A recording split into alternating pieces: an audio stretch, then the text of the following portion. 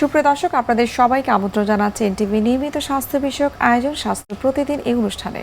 আপনাদের সাথে রয়েছি আমি পুষ্টিবিদ নুসরাত জাহান দীপা। আমাদের এই অনুষ্ঠানের মাধ্যমে আমরা কিন্তু চেষ্টা করে থাকি স্বাস্থ্য বিষয়ক নানাবিধ সমস্যা, এর ক্ষেত্রে কি করণীয়, এর চিকিৎসা পদ্ধতি কি এবং এটার সাথে আসলে লাইফস্টাইল মডিফিকেশন কতটুকু গুরুত্বপূর্ণ সেই সমস্ত বিষয়গুলো নিয়ে কিন্তু আমরা পরামর্শ দিয়ে থাকি এবং আলোচনা করে থাকি। সুপ্রিয় দর্শক, আমাদের আজকের আলোচ্য বিষয় হচ্ছে সাইনোসাইটিস অথবা সাইনাসের প্রদাহ। আর এই বিষয়টি নিয়ে কথা বলার জন্য আজ আমাদের সঙ্গে স্টুডিওতে উপস্থিত রয়েছেন একজন বিশেষজ্ঞ চিকিৎসক। অনুষ্ঠানের শুরুতেই চলুন দর্শক আমরা পরিচিত হয়ে নিই আমাদের সেই অতিথির সঙ্গে। ডাক্তার মুশফিকুর রহমান 1958 সালের অগস্ট মাসে ঢাকা জেলায় জন্মগ্রহণ করেন। তিনি 2008 সালে কুমিল্লা মেডিকেল কলেজ থেকে এমবিবিএস ডিগ্রি অর্জন করেন। এরপর তিনি চিকিৎসা বিজ্ঞানে উচ্চতর এফসিপিএস ডিগ্রি লাভ করেন। বর্তমানে তিনি এনাম মেডিকেল কলেজ ও হসপিটালে নাক কান গলা বিভাগের সহকারী অধ্যাপক হিসেবে কর্মরত। আপনাকে স্বাগত জানাচ্ছি আমাদের আজকের অনুষ্ঠানে। জি, ধন্যবাদ আপনাকেও। সাইনোসাইটিস কি এবং কোথায় থাকে? আমাদের নাকের চারপাশে কয়েকটা জায়গা থাকে, বায়ুকুঠুরি, আমরা সাইনাস বলে থাকি। কয়েক ধরনের সাইনাসই আছে, এর মধ্যে একটা হচ্ছে maxillary sinus, frontal sinus, ethmoid sinus এবং স্ফেনাস সাইনাস। 4 ধরনের সাইনাস আমাদের নাকের চারপাশে এবং চোখের চারপাশে বায়ুকুঠুরির মতো থাকে। এবং এই সাইনাসে কোনো কারণে যদি প্রদাহ বা ইনফ্লামেশন হয়, সেই কন্ডিশনটাকে আসলে আমরা সাইনোসাইটিস বলে থাকি। নাকের বিভিন্ন অ্যাবনর্মালিটির জন্য, যেমন নাকের হাড় বাঁকা বা নাকের পলিপ, এইসবের কারণে দেখা যায় যে এই সাইনাসগুলো ওপেন হয় না, বন্ধ হয়ে যায় এবং এর যে প্রবাহ সেটা ব্যাহত হয়, ইনফ্লামেশন হয়ে ইনফেকশন হয়, সাইনোসাইটিস ডেভেলপ হয়। সাধারণত ঝুঁকিতে কারা সবথেকে বেশি রয়েছে? যাদের নাকের ডেভেলপমেন্টাল কোনো সমস্যা থাকে, যেমন হাড়টা আছে, এটা যদি কোনো কারণে বাঁকা হয়ে যায় এবং সাইনাসের যে ওপেনিংগুলো, টিউমার বা পলিপ, কোনো কারণে যদি সাইনাসগুলো বন্ধ হয়ে যায়, সেক্ষেত্রে সাইনোসাইটিস হতে পারে। এই সাইনোসাইটিস ছোট বড় সবারই কি হতে পারে? বিভিন্ন অবশ্যই সাইনোসাইটিস হয়, ছোট বড় যাদেরই অ্যাবনর্মালিটি ডেভেলপ হয় নাকের, তাদেরই হতে পারে। ছোটদের ক্ষেত্রে যদি সাইনোসাইটিস হয় তাদের ক্ষেত্রে লক্ষণটা কি রকম এবং যদি বড়দের ক্ষেত্রে হয় তাদের ক্ষেত্রে আসলে লক্ষণগুলো কি কি? একই ধরনের লক্ষণ নিয়ে আসলে সবাই আসে। বিশেষ করে নাকটা সাইনোসাইটিস হলে দেখা যায় যে নাক দিয়ে এক ধরনের তরল পদার্থ বের হয়, যেটা আমরা বলি যে পুরুলেন্ট নাজাল ডিসচার্জ, একদম পুজের মতো একটা পদার্থ বের হয়, সর্দি যেটাকে বলি। এবং সেই সাথে নাকটা বন্ধ বা নাজাল স্টাফিনেস থাকে, সাথে সাথে দেখা যায় যে মাথা ব্যথাও থাকে। যাদের সাইনোসাইটিস থাকে ম্যাক্সিমাম প্রেজেন্ট করে মাথা ব্যথা নিয়ে। পোস্ট নাজাল ব্রিথ থাকে, দেখা যায় যে নাকের পিছন দিকেও এক ধরনের তরল পদার্থ বের হতে থাকে, বারে সে গলাটা পরিষ্কার করে খক খক করে। এছাড়া দেখা যায় যে সাইনোসাইটিস যারা ভুগে তারা দেখা যায় দুর্গন্ধ এক ধরনের হয়, অনেকে গন্ধও পায় না, যেটাকে আমরা অ্যানোসমিয়া বলে থাকি। সাধারণত এইসব সমস্যা নিয়ে আমাদের কাছে রোগীরা আসে। সাইনোসাইটিস পরবর্তীতে এক ধরনের অস্বস্তিতে সবসময় সে থাকে, নাক দিয়ে সবসময় একটা ডিসচার্জ আসে এবং এর থেকে দেখা যায় যে কমপ্লিকেশন হিসেবে অনেক সময় নাজাল পলিপও ডেভেলপ হয়ে যায়। কমনলি এইসব প্রবলেম নিয়েই আসলে রোগীরা আমাদের কাছে আসে। ব্যাড স্মেল ফিল করে থাকেন, এর কারণটা আসলে কি? এখানে কন্টিনিউয়াস একটা ইনফেকশন সোর্স থাকে এবং পুরুলেন্ট একটা পুজ বের হয় সবসময়, এই জন্যই আসলে ওই পাজের স্মেলটাই আসলে ওরা পায়। এই জন্যই ওরা সবসময় একটা ব্যাড স্মেল কমপ্লেন করে। অনেকে থাকে যে কোনো ঘ্রাণ পায় না, যেটাকে আমরা অ্যানোসমিয়াও বলে থাকি। যাদের পলিপ হয় তাদের ক্ষেত্রে আসলে ট্রিটমেন্টটা কিরকম হয়ে থাকে? এটি কি মেডিসিনের মাধ্যমেই ট্রিটমেন্ট করা সম্ভব নাকি কোনো সার্জারি দরকার হয়? আমরা প্রথমে চেষ্টা করি যে মেডিসিন দিয়ে, বিশেষ করে অ্যান্টিবায়োটিক, নাকের অনেক ড্রপ ইউজ করি, নাকের স্টেরয়েড স্প্রে ইউজ করে থাকি, অ্যান্টিহিস্টামিন দিয়ে থাকি, এইসব চিকিৎসা দিয়ে থাকি কনজারভেটিভলি। যদি বারেবারেই কনজারভেটিভ ট্রিটমেন্টে তার ফেইল হয়, বারেবারেই সমস্যার সমাধান না হয়, তাহলে আসলে আমরা ইনভেস্টিগেশন করে দেখি প্রথমে, বিশেষ করে এক্সরে এবং অনেক সময় সিটি স্ক্যান করে দেখি যে সাইনাসের কি অবস্থা। যদি তার কনজারভেটিভ ভালো না হয় তাহলে আমরা সার্জারির দিকে যাই। আগে দেখি যে নাকের মধ্যে কোনো প্যাথোলজি আছে কিনা, নাকের হাড় বাঁকা ডিএনএস আছে কিনা সেটা দেখে নিই এবং সার্জারির দিকে আমরা পরবর্তীতে যদি যাই তাহলে আধুনিক যেটা সার্জারি আছে, যেটাকে আমরা বলি এন্ডোস্কোপিক সাইনাস সার্জারি, ক্যামেরার মাধ্যমে বা এন্ডোস্কোপের মাধ্যমে নাকের যে প্যাথোলজিগুলো আছে সেই প্যাথোলজিগুলো রিমুভ করার চেষ্টা করি, যেটাকে আমরা আসলে বলি ফাংশনাল এন্ডোস্কোপিক সাইনাস সার্জারি। যে আমাদের সাইনাসগুলা, এই সাইনাসগুলোকে আবার ফাংশনাল করে অ্যাক্টিভ করে দেওয়া, ফাংশনাল করা। সাইনাস সার্জারি কেন করা হয় বা কোন পর্যায়ে আপনারা করতে বাধ্য হন? কনজারভেটিভ ট্রিটমেন্ট ওষুধ দিয়ে যখন এটা ভালো হচ্ছে না, তখনই আমরা আসলে সার্জারির দিকে চেষ্টা করি এবং যেটা করা হয় এন্ডোস্কোপের মাধ্যমে ক্যামেরা দেখে আমরা দেখি কোনো প্যাথোলজি আছে কিনা। যদি নাকের হাড় বাঁকা থাকে সেটা রিমুভ করা হয়, যদি পলিপ থাকে সেটা রিমুভ করা হয় এবং সেই সাথে যে সাইনাসগুলো আমরা একটু আগে বললাম যে নাকের চারপাশে অনেকগুলো সাইনাস আছে, ম্যাক্সিলারি, ইথময়েড, ফ্রন্টাল সাইনাস, এই সাইনাসের যে ওপেনিংগুলো আছে, গেটওয়ে ওপেনিংগুলো আছে, এই ওপেনিংগুলোকে আবার ফাংশনাল করা হয়, ওপেনিংগুলোকে খুলে দেওয়া হয়। এটাই হচ্ছে ফাংশনাল এন্ডোস্কোপিক সাইনাস সার্জারি। এই সাইনোসাইটিসের কি কোনো টাইপ রয়েছে কিনা আসলে? সাইনোসাইটিসের দুই ধরনের আমরা বলতে পারি তার সিমটম অনুযায়ী, একটা হচ্ছে অ্যাকিউট সাইনোসাইটিস আর একটা হচ্ছে ক্রনিক সাইনোসাইটিস। সময়ের অনুযায়ী যদি শর্ট টাইম থাকে অ্যাকিউট বলি, যদি এটা 12 সপ্তাহের বেশি এক্সটেন্ড করে তাহলে সেটাকে আমরা ক্রনিক সাইনোসাইটিস বলি। অনেক সময় আমরা অনেকের ক্ষেত্রে শুনে থাকি যে তার মাথা ধরেছে বাট একটু সর্দির মতো সে ফিল করছে এবং তার চোখের নিচে এবং নাকের জায়গায় কিছুটা অস্বস্তি ফিল করছে। সো এক্ষেত্রে তার মনে করে যে তার সাইনোসাইটিসের প্রবলেম হয়েছে বা হচ্ছে। সো এটি কি কোনো মিসকনসেপশন কিনা? এটা হতে পারে। এই সিমটম নিয়ে সে সাইনোসাইটিস যে প্রবলেম সিমটমগুলো সেটা আসলে এটা নিয়ে প্রেজেন্ট করে, যেমন নেজাল স্টাফিনেস, নাক বন্ধ, নাক দিয়ে এক ধরনের তরল পদার্থ বের হওয়া, মাথা ব্যথা, এইসব সিমটম নিয়ে আসলে সাইনোসাইটিস রোগীরাই প্রেজেন্ট করে। অনেকে প্রশ্ন করে থাকেন যে আমার বাবার আছে বা মায়ের আছে বা পরিবারে অন্যান্য সদস্যদের রয়েছে, সুতরাং এটি কি আমারও হবার সম্ভাবনা আছে কিনা? অ্যালার্জি অনেক সময় জেনেটিক হয়, কিন্তু সাইনোসাইটিস জেনেটিক না। কোন কোন এনভায়রনমেন্টাল ফ্যাক্টরগুলো এই সাইনোসাইটিসের প্রবলেমগুলোকে আসলে আরো বেশি বাড়িয়ে তোলে? যে এনভায়রনমেন্টের মধ্যে আসলে যেটা বললাম যে অনেকে অ্যালার্জি থাকে, নেজাল অ্যালার্জি, এটা একটা সাইনোসাইটিস কজ। যে পরিবেশে সে থাকে বা কাজ করে সেই পরিবেশে যদি আর্দ্রতা বেশি থাকে, সাথে ধুলাবালি যদি বেশি থাকে, আচ্ছা, সেই সব কন্ডিশনগুলোতে তার এই সাইনোসাইটিস অ্যাগ্রাভেট করতে পারে। বিশেষ করে অ্যালার্জি থেকে এই সাইনোসাইটিস অ্যাগ্রাভেট করতে পারে। যাদের সাইনোসাইটিসের প্রবলেম রয়েছে তাদের জন্য আসলে মাস্ক ইউজ করাটা কতটুকু গুরুত্বপূর্ণ? তার যদি ডাস্ট অ্যালার্জি থাকে সেক্ষেত্রে অবশ্যই সে মাস্ক ব্যবহার করবে। যদি দেখা যাবে যে এখানে কিছু অ্যাডভাইসও আছে, যেমন কোনো কারণে সে বিছনা যদি ঝাড়ে সে অবশ্যই মাস্ক ব্যবহার করবে। যে বাসায় বা যে অফিসে থাকবে সেখানে কার্পেট ইউজ না করে, কারণ কার্পেটের মধ্যে অনেক ডাস্ট এবং মাইট থাকে। অনেক সময় দেখা যায় শীতকালে আমরা হঠাৎ করেই লেপ তোষক বের করে ইউজ করা শুরু করি, সেক্ষেত্রে এটা আমরা অ্যাভয়েড করতে বলি, কারণ এখানে অনেক ডাস্ট থাকে, মাইট থাকে। এগুলো অবশ্যই রোদে খুব ভালো মতো শুকিয়ে ঝেড়ে পরিষ্কার করে তারপরে ব্যবহার করতে হবে। যেসব বাচ্চাদের সাইনোসাইটিসের প্রবলেম রয়েছে তারা হয়তো অনেক ধরনের সাইন সিমটমের কথা বা প্রবলেমের কথা তারা বলতে পারছেন, এই ক্ষেত্রে প্যারেন্টসদের কিভাবে এই সমস্যাটাকে আইডেন্টিফাই করা উচিত এবং আপনাদের কাছ থেকে জানতে চাই যে আসলে ট্রিটমেন্টটা তাদের কীরকম হবে? বাচ্চাদের যেটা প্রবলেম হয়, নাকটা বন্ধ থাকে এবং নাক দিয়ে এক ধরনের ডিসচার্জ হয়। বাচ্চাদের আমরা যখন চিন্তা করি আসলে 12 বছর পর্যন্ত যারা থাকে বাচ্চাদের চিন্তা করি যে সাইনোসাইটিস থেকে আমরা চিন্তা করি বাচ্চাদের এক ধরনের প্রবলেম হয়, নাকের পিছনে একটা মাংস বেড়ে যায়, যেটাকে আমরা বলি অ্যাডিনয়েড। ন্যাসোফ্যারিঞ্জিয়াল টনসিল বেড়ে গেলে বা অ্যাডিনয়েড বেড়ে গেলে বাচ্চাদের দেখা যায় যে ম্যাক্সিমাম ক্ষেত্রে নাক বন্ধ, নাক দিয়ে সর্দি হয়, এবং অ্যাসোসিয়েট কিন্তু অনেক ক্ষেত্রেই দেখি তাদেরও সাইনোসাইটিস হয়, কারণ একটা ইনফেকশন সোর্স থাকে, এই ইনফেকশন থেকে তার সাইনাসেও ইনফেকশন হয়। সেক্ষেত্রে কিছু এক্সরে করে দেখি যে তার আসলে এক্সটার্নাল ল্যাটারাল ভিউ করে দেখি যে তার আসলে অ্যাডিনয়েড বড় আছে কিনা, টনসিল আছে কিনা, আশেপাশে কোনো ইনফেকশন সোর্স আছে কিনা, সেটা এক্সরে করে দেখতে পারি যে কোনো সাইনাসেও তার ইনভলভ আছে কিনা।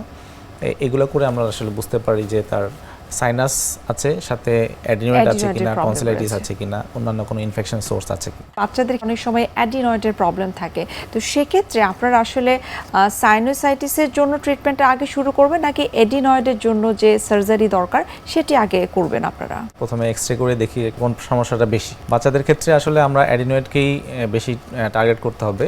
অ্যাডিনয়েডের চিকিৎসাটাই আমরা বেশি করে থাকি, কনজারভেটিভ চিকিৎসা প্রথমে দিয়ে থাকি, যে অ্যান্টিবায়োটিক, অ্যান্টিহিস্টামিন, নাকের ড্রপ, নাকের স্প্রে দিয়ে দেখি যে আসলে তার প্রবলেমটা কমেছে কিনা।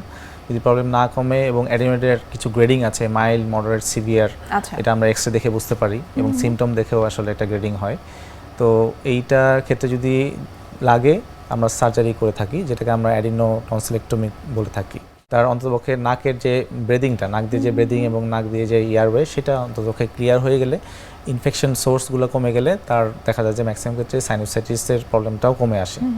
এছাড়া যদি তার যদি ডেভিয়েশন থাকে, সেটাও আমরা অনেক সময় যদি খুব অ্যাকিউট অবস্থা থাকে যে একদম নাক বন্ধ হয়ে গেছে, সেক্ষেত্রে কিন্তু সেই ডেভিয়েশনটা আমরা বাচ্চা হলেও কারেকশন করে দিই, কারণ এই ইনফেকশন নিয়ে এসে আসলে বেশি দিন চলতে পারে না। অনেক বাচ্চাদের ক্ষেত্রে কিন্তু আমরা দেখে থাকি ঘুমানোর সময় তার বাচ্চার হয়তো নাক দিয়ে শব্দ হচ্ছে বা ঘুমাতে পারছে না, তো এটার সাথে আসলে কি সাইনোসাইটিস বা অ্যাডিনয়েডের কোনো সম্পর্ক রয়েছে কিনা? দুটারই সম্পর্ক থাকতে পারে। গার্জিয়ানরা বিশেষ করে আসে যে রাত্রেবেলা বাচ্চা ঘুমানোর সময় নাকে শব্দ হয় এবং মাউথ ব্রেদিং হয়, দেখা যায় এক সময় নাকটা বন্ধ হয়ে যায়, মুখ দিয়ে শ্বাস নেয়। এইটা আসলে দুইটা ফ্যাক্টরি হতে পারে। বিশেষ করে বাচ্চাদের ক্ষেত্রে আমরা আসলে দেখি যে আসলে অ্যাডিনয়েডের কারণে এটা বেশি হয়। এই সাইনাসটা সেকেন্ড কারণ বাচ্চাদের ক্ষেত্রে, ম্যাক্সিমাম ক্ষেত্রে অ্যাডিনয়েডের কারণে হয়ে থাকে। আসলে আমরা দুটাই চেক করে দেখি কোনটা আসলে প্রবলেমটা বেশি।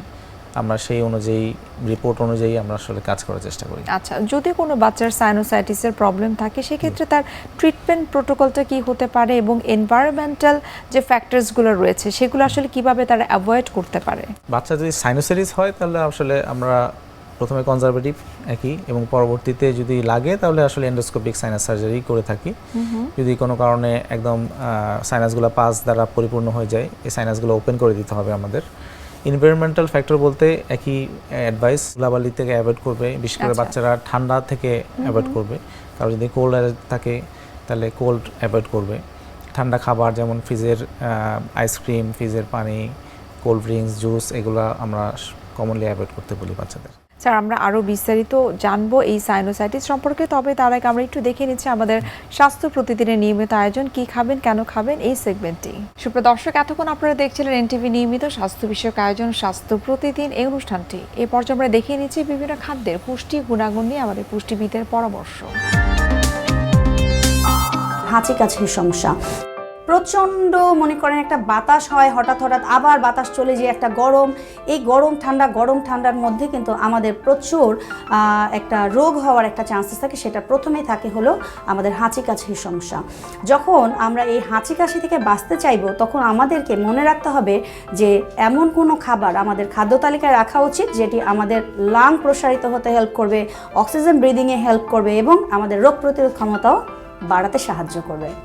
শীতে আমাদের গা ম্যাজম্যাজ হওয়ার একটা খুব প্রবণতা থাকে, সেক্ষেত্রে কিছু খাবার আছে যেগুলো খেলে আমাদের অ্যান্টি ইনফ্লামেটরি একটা খাবারের উপাদান বলছি, সেটা হলো সেলেনিয়াম জাতীয় খাবার। লাইক আপনি যদি একটু গার্লিক অথবা জিঞ্জার আপনার খাদ্য তালিকায় রাখেন তাহলে কিন্তু এই যে হাঁচি কাশির সমস্যা এবং গা ম্যাজম্যাজে এই সমস্যাটা অনেক সমাধান হয়ে যাবে।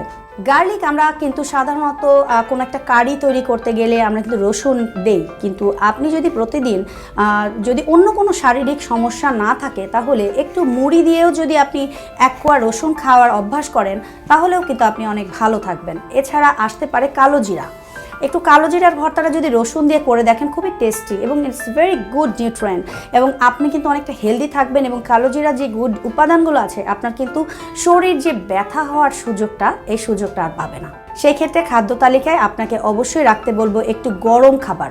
এখন আমরা যারা আছি তারা অনেক ইগনোর করি যে গরম লাগে, এখন একটু গরম লাগে, সেক্ষেত্রে ঠাস করে একটা কোল্ড ড্রিঙ্কস কিনে ফেলি অথবা ঠান্ডা জাতীয় কোনো খাবার খেয়ে ফেলি।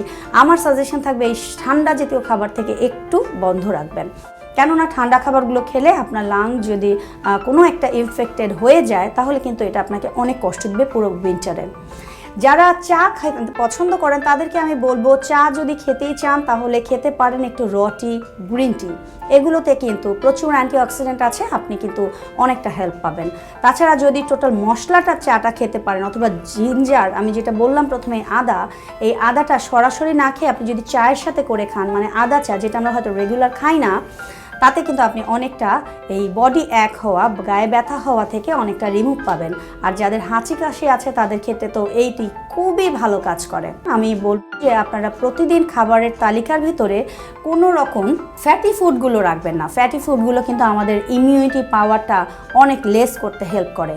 সো সেই ক্ষেত্রে যারা হেলদি থাকতে চান, ন্যাচারাল খাবার খাবেন, ঠান্ডা খাবার খাবেন না এবং কিছু মেডিসিনাল ফুড খাদ্য তালিকা ইনক্লুড করবেন। তার মধ্যে আরেকটি লাস্ট খাবার হলো তুলসী পাতা, ভেরি এক্সেলেন্ট খাবার। আপনি চাইলে 1 চামচ তুলসী পাতার রস প্রতিদিন খাদ্য তালিকায় রাখতে পারেন, তাহলে আপনার বাচ্চা থেকে শুরু করে আমরা যারা বড়রা, অ্যাডাল্টরা আছি তারাও কিন্তু এই হাঁচি কাশি থেকে অনেকটা রেহাই পাবো। স্যার, আমরা অনুষ্ঠানে একেবারে শেষ পর্যায়ে চলে এসেছি। সর্বশেষ আপনার কাছে জানতে চাই যে এপিএসএস এটা আসলে কি এবং এই সার্জারি করার পরে আসলে কি কি ধরনের যত্ন করতে হয়? এপিএসএস বা ফাংশনাল এন্ডোস্কোপিক সাইনাস সার্জারি, যেটা আমরা সাইনোসাইটিসের ক্ষেত্রে করে থাকি এবং এটাই সাইনোসাইটিসের সর্বাধুনিক চিকিৎসা। আচ্ছা, তো এইটা আমরা এন্ডোস্কোপের মাধ্যমে ক্যামেরা দিয়ে নাকের প্যাথোলজিগুলো রিমুভ করার চেষ্টা করি এবং নাকটাকে ফাংশনাল করার চেষ্টা করি, এই জন্য এটা এরকমের নাম হয়েছে। ফাংশনাল এন্ডোস্কোপিক সাইনাস সার্জারি বা নাকের যে কোনো সাইনাস সার্জারির পরে কিছু আমরা অ্যাডভাইস রোগীদের দিয়ে থাকি যেন অপারেশনের পরে প্রবলেম থেকে সে মুক্তি পায়। যেমন প্রথমেই বলবো যে নাক অপারেশনের পরে আমরা নাকে একটা প্যাক দেওয়া থাকে যেটাকে অ্যান্টিনাজাল প্যাক বলে, সেটা 2 দিনের মতো থাকে। 2 দিন পরে আমরা নাকের প্যাকটা খুলে দিই। সাথে নাকে একটা প্লাস্টিক বা স্প্রিন্ট দেওয়া থাকে, সেটা আমরা আসলে 7 থেকে 2 সপ্তাহ পরে খুলে দিই। এই ইনস্ট্রাকশনগুলো আমরা দিয়ে দিই। সাথে আমরা বলি যে অপারেশনের পরে নাকে ড্রপ দিবে রোগী, নাকে এক ধরনের মলম আছে, মলমটা দিবে, এবং নাজাল ডুশিং বা নাক ওয়াশ করতে বলি। আধা লিটার পানির মধ্যে 2 চামচ লবণ দিয়ে নাকটা সে ওয়াশ করবে। ওয়াশ করলে যেটা হয়, নাকের ভিতরে যে ক্রাস্টিং বা ময়লাগুলো থাকে সেগুলো ওয়াশ আউট হয়ে যায়, রোগী কিন্তু আরাম করে শ্বাস নিতে পারে। আচ্ছা, এইসব অ্যাডভাইসগুলো দিই। সাথে কিছু অ্যাডভাইস দিই, যেমন ভারী কাজ অ্যাভয়েড করবে, 2 সপ্তাহ মিনিমাম ভারী কাজ অ্যাভয়েড করবে। 2 সপ্তাহের মধ্যে সে সাঁতার কাটবে না বা ফ্লাই করবে না, এবং নিচু হয়ে বা নিচ থেকে কোনো কাজ করবে না। সে 7 দিন পরে অফিসে যেতে পারবে, অফিসে হালকা বা লাইট ওয়ার্কগুলো সে করবে, ভারী কাজ আমরা অ্যাভয়েড করতে বলি। জোরে হাঁচি দিতে মানা করি বা নাক খোটা করি, এসব কাজ করতে আমরা মানা করি। এইসব অ্যাডভাইসগুলো মেনে চললে আসলে রোগীরা মোটামুটি ভালো থাকে। আচ্ছা, জি, আমরা অনুষ্ঠানের একেবারে শেষ পর্যায়ে চলে এসেছি। অসংখ্য ধন্যবাদ সাইনুসাইটিস সম্পর্কে এত বিস্তারিতভাবে আমাদেরকে জানানোর জন্য। আশা করি আমাদের আজকের অনুষ্ঠানের মাধ্যমে যারা এই সাইনাস জনিত প্রবলেমে ভুগছেন তারা অনেক উপকৃত হবে এবং অনেক বিস্তারিতভাবে তারা জানতে পারবেন। আবারও ধন্যবাদ জানাচ্ছি এবং শুভকামনা এনটিভির পক্ষ থেকে। ধন্যবাদ আপনাকেও। সুপ্রিয় দর্শক, এতক্ষণ আপনারা দেখছিলেন এনটিভি নিয়মিত স্বাস্থ্য বিষয়ক আয়োজন স্বাস্থ্য প্রতিদিনের অনুষ্ঠানটি। এই পর্যায়ে আমরা দেখে নিচ্ছি আমাদের আগামী পর্বে কি থাকছে। ইন্টারভেনশনাল ট্রিটমেন্ট আমরা হার্ট অ্যাটাকে যেটা বোঝায়, যে পেশেন্টকে যখন আমরা সব কিছু মিলে সাসপেক্ট করব যে তার একটা কার্ডিয়াক ডিজিজ আছে, করোনারি ডিজিজ আছে বলে আমরা মনে করি, তখন সাপোর্টিভ এভিডেন্সগুলো থাকলে আমরা একটা করোনারি এনজিওগ্রামের কথা চিন্তা করি। আচ্ছা, এই করোনারি এনজিওগ্রাম যদি আমরা এমন হয় যে তাকে সিগনিফিক্যান্ট করোনারি ডিজিজ আমরা পাই, সেটা হয়তোবা পার্সেন্টেজ হিসেবে অনেকে জেনে থাকেন। সাপোজ আমাদের লেফট সাইড, বাম সাইড বা ডান সাইড রক্তনালী আছে, সেই সব ক্ষেত্রে দেখা গেছে আমরা 70%-এর উপরে গেলে অনেক সময়, বেশিরভাগ সময় সিগনিফিক্যান্ট বলি। আর লেফট মেইন মানে হচ্ছে মেইন রক্তনালীতে 50%-এর উপরে গেলে আমরা সিগনিফিক্যান্ট বলি, এটি অর্থাৎ ব্লকেজগুলো। তো সেই সব ক্ষেত্রে দেখা গেছে যে এনজিওগ্রাম করে যদি আমরা সিগনিফিক্যান্টলি পাই, তখন আমরা স্ট্যান্টিং করার জন্য অ্যাডভাইস করি, যদি সেটা অ্যাপ্লিকেবল মানে হচ্ছে স্ট্যান্ড করার মতো অবস্থায় থাকে। আচ্ছা, বিশ্বের যে কোনো প্রান্ত থেকে যে কোনো সময় এনটিভি জনপ্রিয় অনুষ্ঠান স্বাস্থ্য প্রতিদিন দেখতে আপনারা ভিজিট করতে পারেন আমাদের পূর্ণাঙ্গ পোর্টাল www.ntvbd.com এ। এছাড়াও এনটিভির বিভিন্ন ধরনের জনপ্রিয় অনুষ্ঠান এবং নিউজ আপডেট পেতে আপনারা ভিজিট করতে পারেন আমাদের ইউটিউব চ্যানেল এবং ভেরিফাইড ফেসবুক পেজে। সুপ্রিয় দর্শক, আজ এখানে শেষ করতে হচ্ছে। দেখা হবে আবারও আপনাদের সঙ্গে। সে পর্যন্ত আপনারা ভালো থাকুন, সুস্থ থাকুন এবং সবসময় এনটিভির সঙ্গেই থাকুন।